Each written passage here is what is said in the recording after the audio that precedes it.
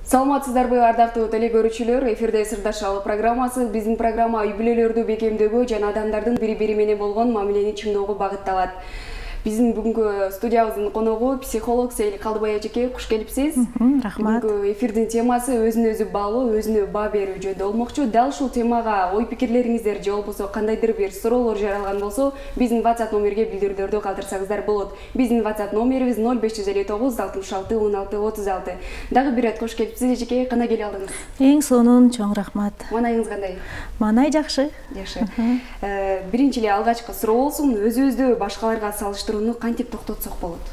Өтө кызык суроо экен. Негизи эле ар бир адамда бул өзүн башкаларга салыштыруу көрүнүшү болбой койбойт. Биз дайыма өзгөчө өнүгүп турган, өсүп турган, замандан артта калгысы келбеген адам көп учурда өзүн башкаларга салыштырат да. Бирок кандай адам биринчиден кандай адам өзүн башкаларга салыштырат, ошол суроого жооп берип алсак, негизи өзүнүн баасын билбеген, өзүнүн баасы канчалык кымбат экенин билбеген, өзүнүн өзгөчөлүгү эмнеде экенин билбеген жана өзүн уникалдуу деп эсептебеген адам дайыма өзүн башкаларга салыштырат. Анан дайыма таймашуунун үстүндө болот да.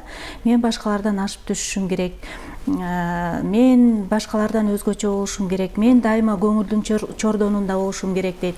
Же болбосо тескерисинче дайыма өзүн башкаларга салыштырып алып, өзүн дайыма эле төмөн сезе берет.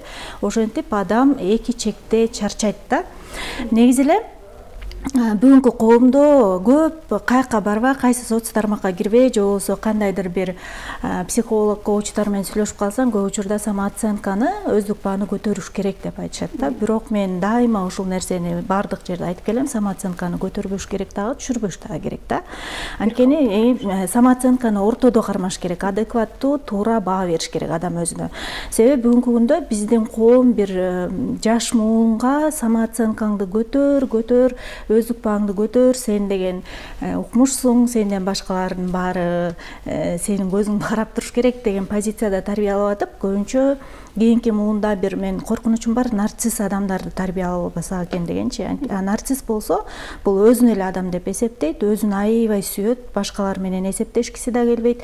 Мен деген адам да. Самооценканын төмөндүгү, мен ойлойм, биздин коомубузда көптөрдө бул нерсе бар.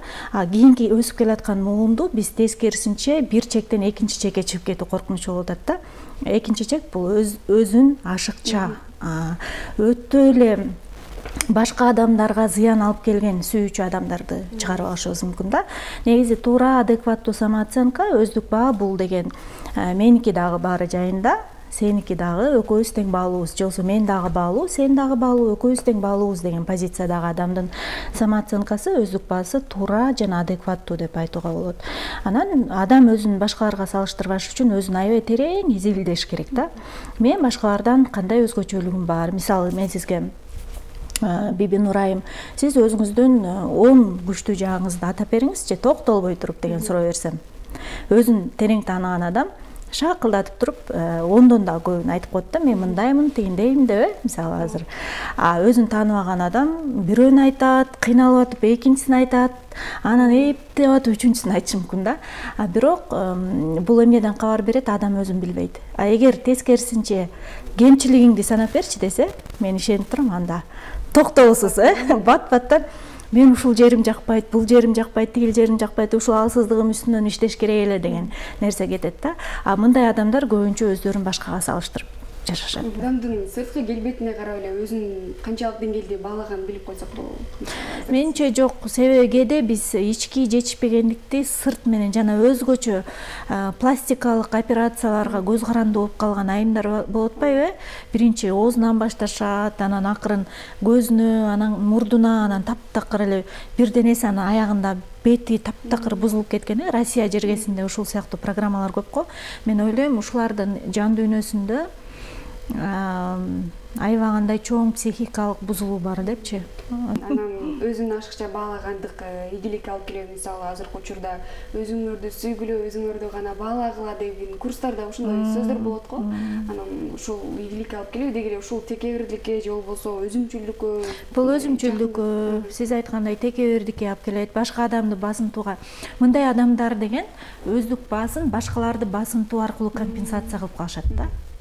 Булар дайыма жертва издеп жашап калышат. Ошондуктан бул өтө кооптуу.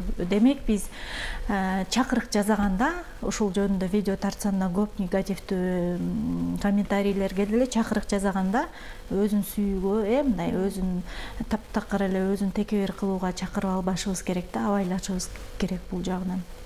Демек, өзүн ашыкча байлагандык демек ийгиликке алып келбейт.